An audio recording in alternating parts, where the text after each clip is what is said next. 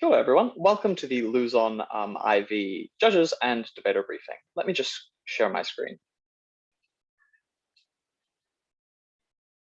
So this will take 15 to 20 minutes, and I think it's important both for debaters to see what judges are getting as instructions, as well as judges to see what the burdens that are expected of debaters in order so that both parties can have a better understanding basically of how debating operates and the standards to which the other participant within the activity is going to be measuring you.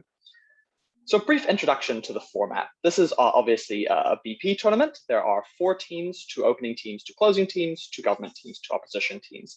You get 7-minute speeches, and judges will not listen or take into account anything you say after 7:15. Often I will take my headphones out and wait for the person to finally finish up, but make sure that after the 7-minute 15 mark, you are finished speaking, because that in no way is aiding your team in any way.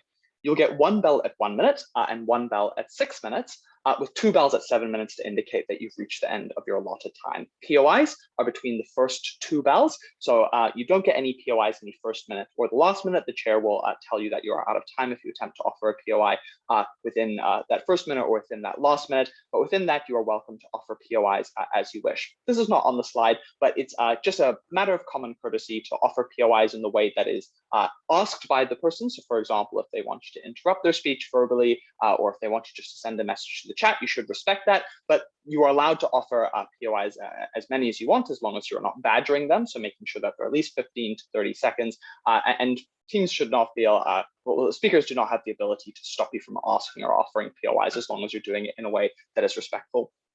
You get 15 minutes of prep. You get no internet to help you during that prep time, but sometimes you'll get an info slide with the motion. And essentially, this is something that is released before the motion, gives you a little bit more information, and you should assume that anything in that info slide is true for the purposes of the debate. If there's anything that needs clarification, either in the motion or in the info slide, for example, you do not know what the word derivatives are. If it's a motion about finance, you can send a message to the Discord. Where there will be a dedicated area saying, can you define a derivative for us? And one of the core members will do that. They are the only people you're allowed to talk to about these motions. So what are we really looking for when we judge and when we are competing in BP debating, or in fact, in any debating? What we are assessing and the way in which we rank the teams is weighing their various contributions to the debate. And essentially what a contribution is how far did this team move me to believe their side of the motion? Sometimes we get in too much of a specific way of thinking. We ask ourselves, well, there's all this stuff about rebuttal, there's all this stuff about constructive. In reality, anything a person says can be a contribution, and you should assess rebuttal and constructive almost identically in terms of asking yourself, did this move me towards believing their side of the motion? A very, very good bit of rebuttal that takes down a key argument of the opposition may be just as valuable to convincing you on one side of the motion as a really good substantive point. A weight of a contribution tends to have 2 aspects to it. So firstly, how important is the claimed contribution? So for example, if someone is able to demonstrate that there'll be immense suffering, this will likely be something that is quite important. But then you also have to ask yourself, how much have they proven that conclusion? Have they been able to definitively prove to you there's going to be suffering? Have they proven that there's a chance of great suffering and a certainty of medium level suffering? You're asking yourself, how much are they able to prove the conclusions? And obviously teams will be trying to impact both of these. They'll try and inflate the degree to which you care about the conclusion, and they'll be trying to prove to you that the conclusion that you should care about is something that actually occurs under their side of the house. Sometimes a contribution will be marginal. So try not to assess people by a burden that they've set for themselves by saying, I will prove this big, big, big outcome. If they're able to prove something that's smaller than that, that's still something that's meaningful within the debate. So if they prove a lesser contribution or harm that only applies to a particular group, even if they were trying to prove it applies to everyone, that is still a contribution you should be weighting. And when you're trying to figure out whether something is proved, you look for the logical links, you look for the plausibility of the characterization, and you look for teams sufficiently explaining why something is important. Obviously, most debating, in fact, all debating is more effective when it is comparative. So you should engage with each other's arguments where they are relevant. And if you fail to engage, for example, when a closing team refuses to take any POIs from their opening team, that likely weakens your contributions because you've missed an opportunity to respond to good material from the opposition. And if you allow that material to go unchallenged, you have not been effective at making sure you are trying to pull your team over the line and your side of the motion over the line.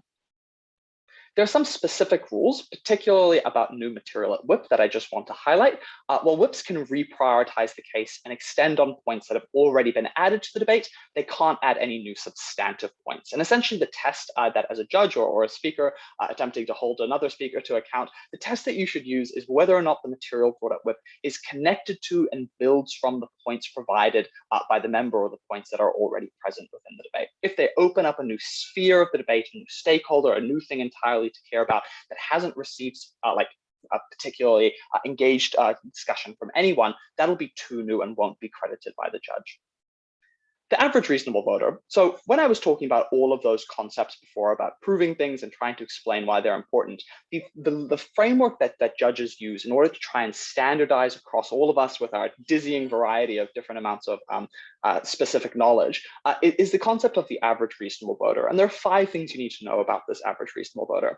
They're willing to be persuaded, so they don't have any inherent biases one way or the other, though they may in fact care about things more than something else. So for example, the average reasonable voter likely intuitively cares about someone dying more than they care about someone getting a paper cut, right? So there's an obvious level there that the average reasonable voter can be assumed to care about some things more than they care about other things. But hey, if someone brings out an argument that is sufficiently good to convince the average reasonable voter that a paper cut is worse than someone dying, that's something that could be done if they can bring sufficiently good arguments.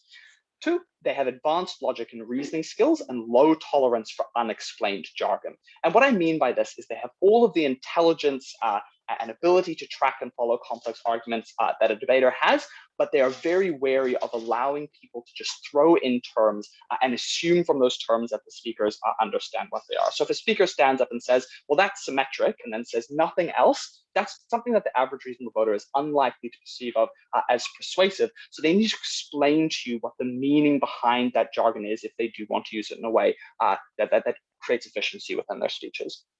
3, they're familiar with issues and events that have made international headlines for a sustained period of time. So they're in touch with what's going on in the world. That might not be true for the average reasonable voter generally, but they are in touch with what's happening. 4, they're not limited to any particular context. So even though the average reasonable voter likely is an individual who lives in a particular place, we don't assume this about the abstract concept.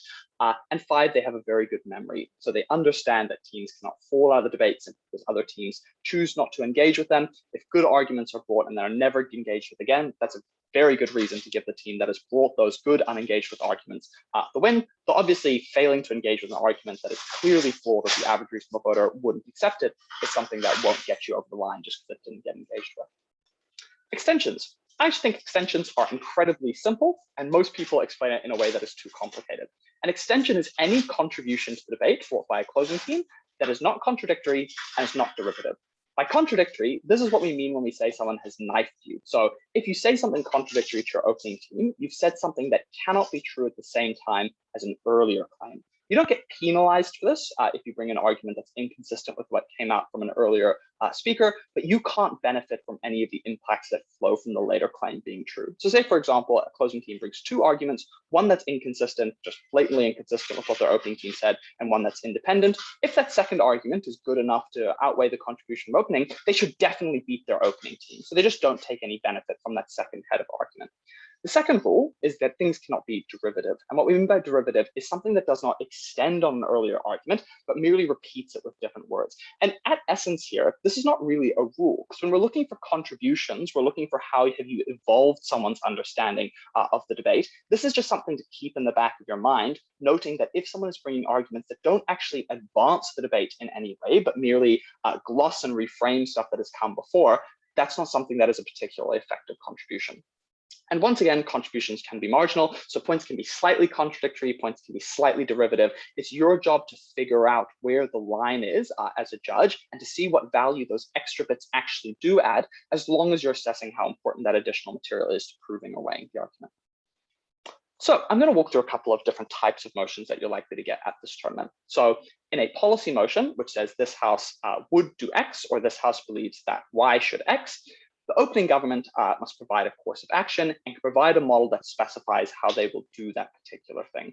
So the model can exclude particular anomalous examples. Say, for example, a ban on plastic surgery can have an exemption for burn victims. That's something that falls outside of that broad ambit of the policy if the motion is this House would ban plastic surgery, but can't be overly restrictive. So a ban on plastic surgery cannot only be, we're going to ban plastic surgery for children alone. So entirely anomalous examples like burn victims can be excluded.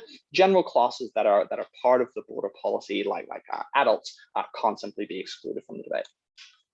Opening opposition can do two things. They can offer a counter model or not offer a counter model, and they can provide alternatives. It's important to note the distinction between these two different concepts. So opening opposition may but are not required to propose mutually exclusive counter model.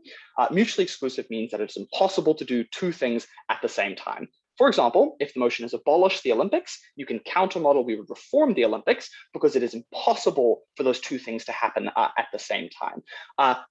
If, however, for example, the opposition team says the motion is this House reform the Olympics in one way, you can't simply say we'd reform the Olympics in a different way because those two things could coexist. You could reform the Olympics in both of those ways, and so it's not mutually exclusive.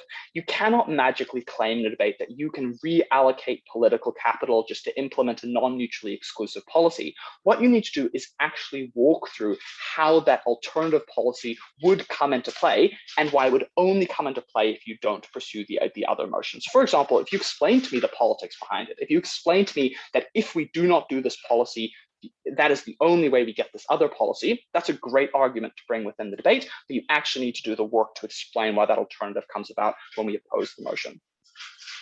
Sometimes the opposition will be bound by a particular comparative in the motion, and that in and of itself creates mutual exclusivity. So for example, if the debate is this House would attend ADP rather than UADC, obviously that's not mutually exclusive. A broad range of you will have gone to both of those tournaments and are now at LIV.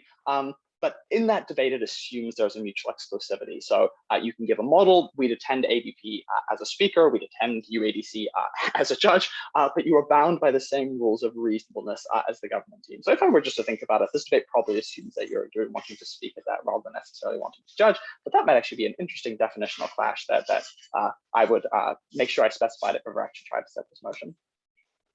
Different type of motion, judgment motions. This House regrets or supports or opposes X. In this debate, you don't have any fiat. You can't model in any way.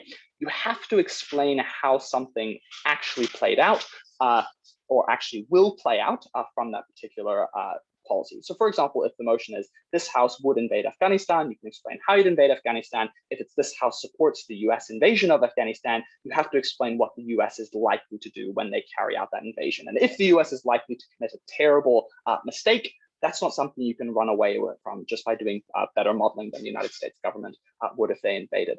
So you explain, if it's retrospective, what did happen and what would have happened had that not happened. If it's prospective, looking forward, you must explain how the policy is likely to occur and what is likely to happen if the policy is not implemented. And obviously, you still challenge each other on those characterizations, but it's not fiat, it's analysis of what would happen. Actor motions, finally.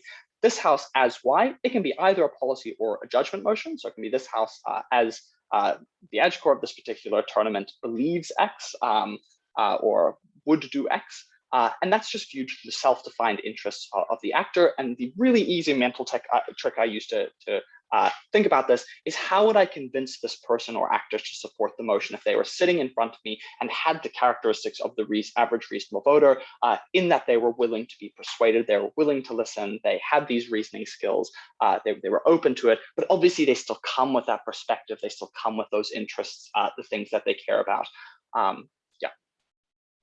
So last little bit of motion, and this comes from some of the clarifications that recently happened at Worlds, was this House prefers motions. So it can be this House prefers X to Y, and obviously you have very set comparative there.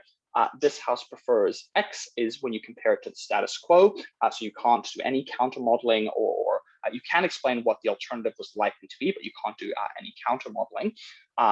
So the status quo, and I think the extension of that is how the status quo would evolve if we didn't do that other policy.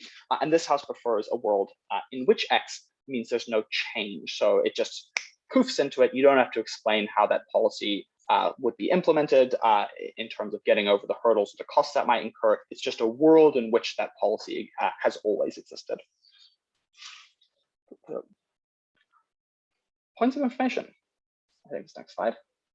Yeah, so please take 1 POI per speaker. Try and take 3 POIs across the entire bench. You can only offer neutral POIs, so you can't code your POIs. You can't say on Afghanistan, you have to say POI or another generic forms. And we encourage you to ask points of clarification. But I think the test that you should use when offering a point of clarification is this something that only benefits the debate and does not benefit my team specifically any more than anyone else in the debate? Sometimes teams, and this has become an increasing trend, try and sneak in something that is good for their team. It catches the opposition out in a point of clarification. The basically concept behind points of clarification is everyone together accepts that this is good for the debate. There's no art about it. I will always accept a point of clarification that is offered to me, and I'll get very grumpy if it's a way to code an argument or try and push a particular advantage in the debate. So be very good faith in how you engage with that. If a speaker does not accept a POI, the judge will remind everyone to offer a POIs, and that's deeply shameful to have that done to you, so try and avoid it. If a person is still offering a POI and is still speaking up for 15 seconds or being cut off, the judge will intervene and make sure there's no cross-floor debate. You basically evaluate the POI like you'd evaluate any other contribution to the debate. There's nothing automatic that flows from it. It's just how much did that POI convince you of the side of the motion or contribute to your understanding of the debate. Scoring your judge. Scoring your judge is very useful to us in determining the break. It's not mathematical. You look for your accuracy and you look for justification. And what I mean by those two particular things is you look at whether or not they have accurately described the things that have happened in the debate, and then you look at whether the result that they come to and the result that they explain flows from that understanding of what actually did happen in the debate. If a judge is not judging in line with this briefing, and they are a really old and reputable judge who believes that they understand the rules of debating better than this AdCore, they are judging incorrectly, and we'd really like you to give us feedback on that so that we can remind them that they should be judging correctly. And it's, remember, not just about whether you agree with their decision, it's whether it was a reasonable and thorough decision. So the different scores there, 0 to 2, you wouldn't trust them with a vote. You do not think they should be a panelist. They didn't weigh, they missed significant sections of the debate. 3 to 5 is you would recommend them to panel. They describe and weigh the relevant arguments appropriately, though with some problems in the way they communicate that. 6 to 7 is where you recommend them to chair, so they give good adjudications and they judge well. And then 8 to 10, you would recommend them to break. And I think a very specific, important thing that you need to note is that there will be some judges who sound incredibly impressive. You won't understand a word that they say, but because they're a very good debater, they will sound so good while saying it, and you will want to believe them.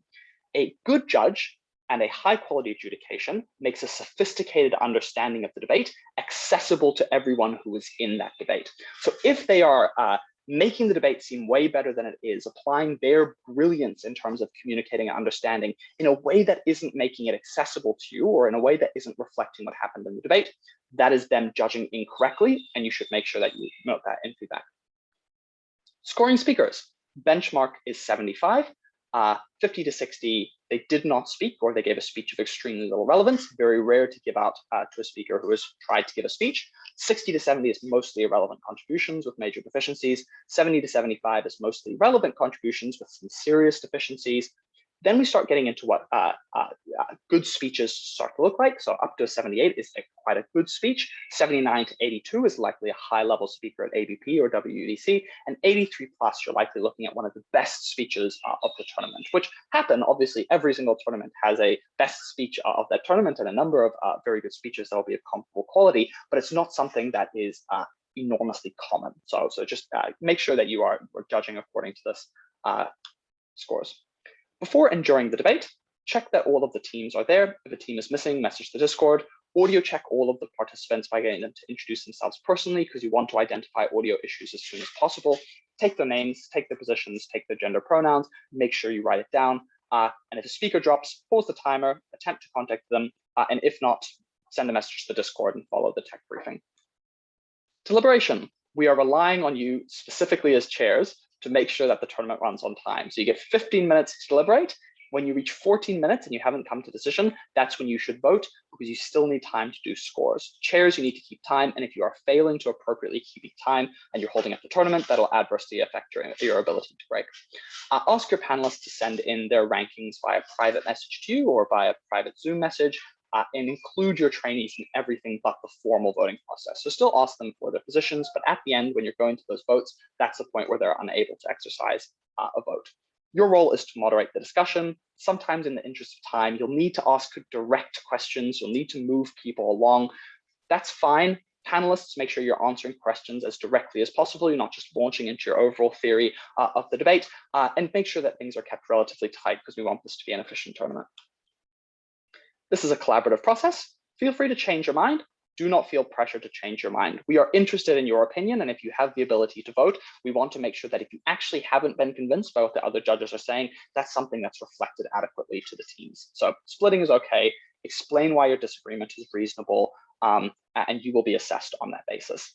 If a judge misses any significant part of the speech, so if they drop out, they are not allowed to vote on any of the clashes. So they may have missed something particularly important. So if they miss any significant part of any speech, they are not allowed to vote, though they are allowed to take part in discussion. So essentially, they become a trainee with all of the same ability to speak and ability to participate, but without ability to formally influence the end vote. And here is a beautiful picture of Auckland, which is finally returning to a summary state. Thank you for listening. I look forward to seeing you at the tournament.